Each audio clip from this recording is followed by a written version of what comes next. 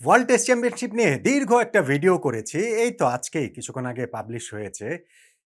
প্রত্যেকটা দলের সামনে কি ইকুয়েশন আছে ফাইনালে ওঠার ক্ষেত্রে, সবগুলো দলের ক্ষেত্রে একদম ডিটেইল সেখানে আলোচনা আসলে করেছি।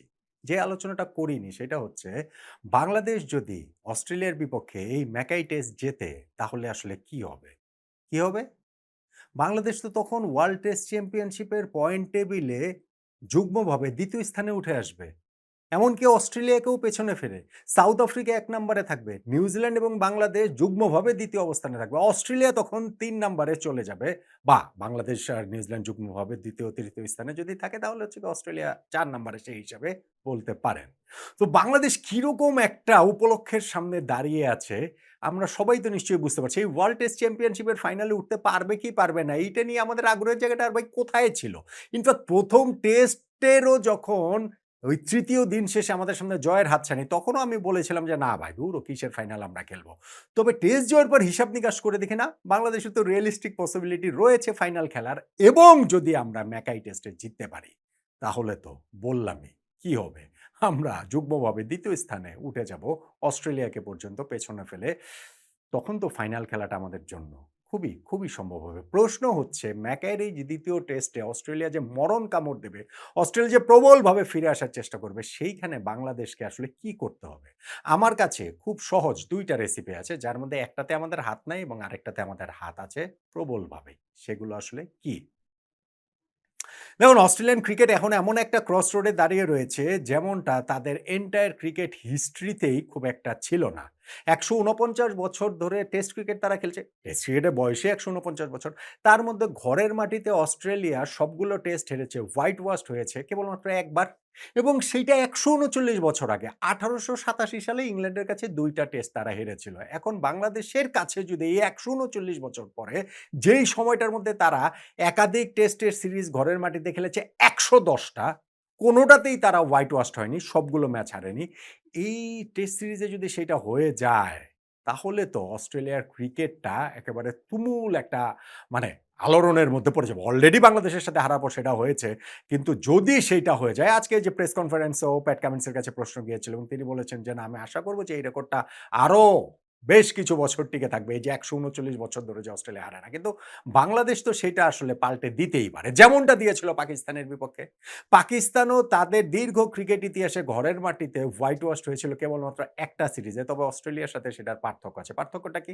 প্রথমত, পাকিস্তানের তো আর এই ১৫০ বছরের হিস্ট্রি না টেস্ট ক্রিকেটে। তারা টেস্ট ক্রিকেটে এন্ট্রি পেয়েছে ১৯৫২ সালে। ফলে বাংলাদেশ যখন ২০২৪ সালের সিরিজটা খেলে, তখন ৭২ বছর। ৭২ বছরে একটা মাত্র হোম সিরিজে পাকিস্তান হোয়াইট ওয়াশড হয়েছিল তখন পর্যন্ত। কিন্তু সেই একটা হোয়াইট ওয়াশ ছিল হচ্ছে গিয়ে ২০২২ সালে ইংল্যান্ডের কাছে।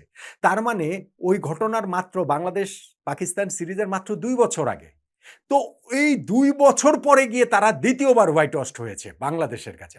আর অস্ট্রেলিয়া যে ২য় বার ঘরের মাটিতে হোয়াইট ওয়াশড হওয়ার আশঙ্কায় রয়েছে, সেইটা ১৩৯ বছর পর। পাকিস্তানের মতো ২ বছর পর না। ফলে এই ডিফারেন্সের জায়গাটা নিঃসন্দেহে রয়েছে। হ্যাঁ, বাংলাদেশের শঙ্কার জায়গা রয়েছে। একটা বড় শঙ্কার জায়গা যে আমরা একটু আত্মতুষ্টিতে ভুগি। আমরা কখনো যদি কোনো একটা টেস্টে খুব ভালো করি, তাহলে পরের টেস্টে খুব খারাপ করাটাও আমরা বহুবার দেখেছি।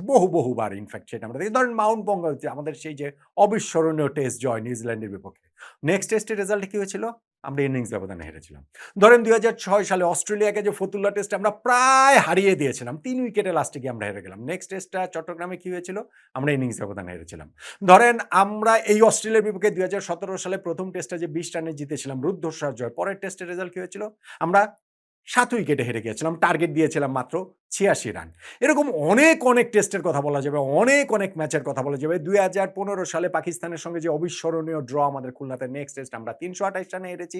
আমাদের ঠিক তেমনিভাবে ২০০৪ সালে ওয়েস্ট ইন্ডিজের সঙ্গে আমাদের যে ক্রিকেট খেলে ১ম ড্র যেটাকে আসলে বলতে পারেন, সেই ড্রয়ের পরের টেস্টটাতে আমরা ইনিংস ব্যবধান নিচ্ছি। ফলে এই আশঙ্কার জায়গাটা রয়েছে যে অস্ট্রেলিয়ার সঙ্গে এই 2nd টেস্টটাতে আমরা আসলে কি করি?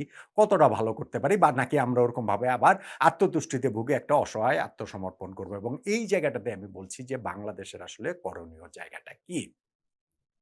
দেখুন, যেই উইকেটটাতে খেলা হবে ম্যাকের, যেই কন্ডিশনে খেলা হবে সেটা ডারউইনের মতো না। কিন্তু বাংলাদেশ এই কন্ডিশনের জন্য কিন্তু প্রিপারেশন নিয়েছে। বাংলাদেশ যে অস্ট্রেলিয়ায় যে টেস্ট ক্রিকেট খেলবে, সেটা ওই যে পেসি উইকেট, বাউন্সি উইকেট, এই যে একটু ঠান্ডার মধ্যে, এর জন্যই কিন্তু প্রিপারেশন।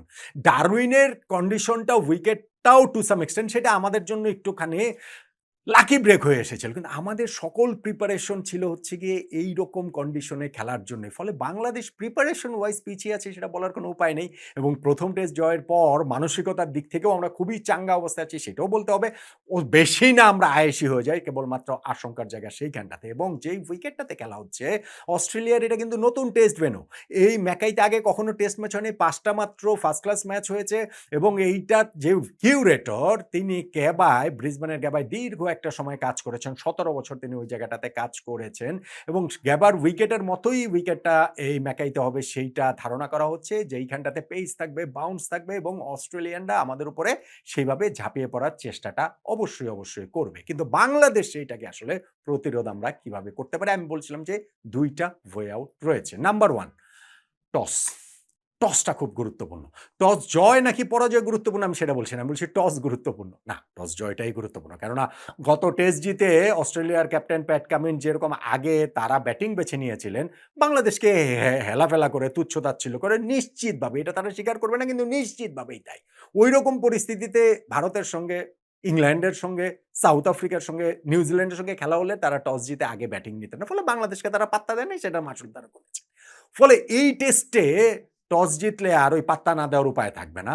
বাংলাদেশের জন্য তাই টস জেতাটা গুরুত্বপূর্ণ। আগে বোলিং করাটা গুরুত্বপূর্ণ আমি মনে করি। কেননা উইকেটে ওইখানটাতে যে আর্লি অ্যাসিস্ট্যান্টটা থাকবে আমাদের বোলার মানে পেস বোলারদের জন্য, যেকোনো দলের পেস বোলারদের জন্য, সেইটা কাজে লাগানোটা ভীষণ রকমের গুরুত্বপূর্ণ। সো টসটা আসলে খুব ভাইটাল। কিন্তু এটা তো আমাদের হাতে নাই। আমাদের হাতে আছে? আমাদের হাতে নাই। আমাদের হাতে কি আছে? নাম্বার 2 আমি যেটা বলছিলাম সেটা ভালো পারফর্ম করার মধ্যেও আমি আলাদা করে বলব হচ্ছে গিয়ে আমাদের ব্যাটিংটা ভালো করা। ব্যাটিংটা ভালো করা। বোলাররা ভালো করবে আমার সেই কনফিডেন্সের জায়গাটা রয়েছে। আমাদের সবারই কনফিডেন্সের জায়গা রয়েছে এবং আমাদের বোলাররা টাইম অ্যান্ড এগেইন দেখিয়েছে যে তারা ভালো করতে সক্ষম। ধরেন আমাদের এই ১ম টেস্ট ডারউইনে যে জয়ের নায়ক হাসান মাহমুদ, আমাদের সব বোলার যদি সুস্থ থাকতেন হাসান মাহমুদ হয়তোবা 11 এই চান্স পেতেন না। ধরেন নাহিদ রানাও সুস্থ আছেন, শরীফুলও সুস্থ আছেন।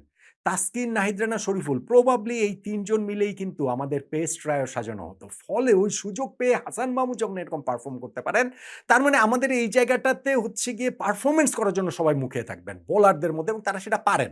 শরীফুল এই টেস্টের একাদশে ঢোকাটা উচিত বলে আমি মনে করি।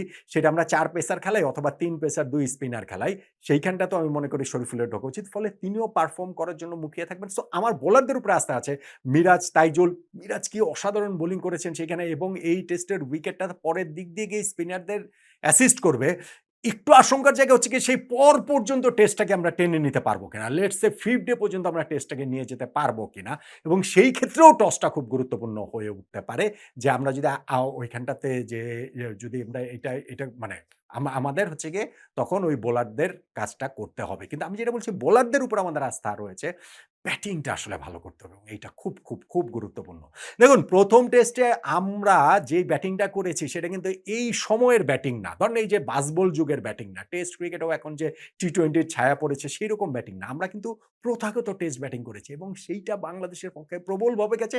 সেইটা অস্ট্রেলিয়ার এইজিং বুড়ো হয়ে যাওয়া বোলিং লাইনআপের এগেইনস্ট এ প্রবলভাবে গেছে। অস্ট্রেলিয়ার এই বোলিং লাইনআপ তো অসাধারণ। তাদের ক্রিকেট হিস্ট্রির ওয়ান অফ দ্য ফাইনেস্ট। এইখানে হচ্ছে গিয়ে আপনি বলবেন যে Mitchell Starc, Josh Hazlewood, Pat Cummins এবং নাথান লায়ন ৪ জনের 300 প্লাস টেস্ট উইকেট এবং ৪ জন মিলে ১৬০০ প্লাস টেস্ট উইকেট রয়েছে। কিন্তু তারা বয়স তো তাদের পক্ষে নেই।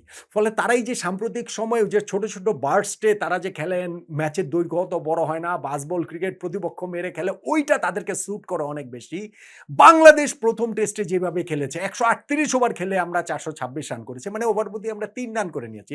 এইটা অস্ট্রেলিয়ার এই বোলিং, এই বুড়িয়ে যাওয়া বোলিং লাইনআপকে স্যুট করে না। ফলে এইটা কি আমরা আসলে রিপিট করতে পারি কিনা? এইটা খুবই চ্যালেঞ্জিং বলে আমার কাছে মনে হয় এবং আমি আসলে বিগ পারফরম্যান্স এক্সপেক্ট করছি। ১ম টেস্টে যারা ভালো করেছেন সেই তানজিদ তামিম তো সেঞ্চুরি করেছেন। সাদমানও ২ টা ইনিংসেই যে খুব খারাপ করেছেন, শুরু করেছিলেন বিষয়টা সেটা না। সেকেন্ড ইনিংসেও অপরাজিত ছিলেন। ১ম ইনিংসেও ভালো করেছেন। মমিনুলের কথাও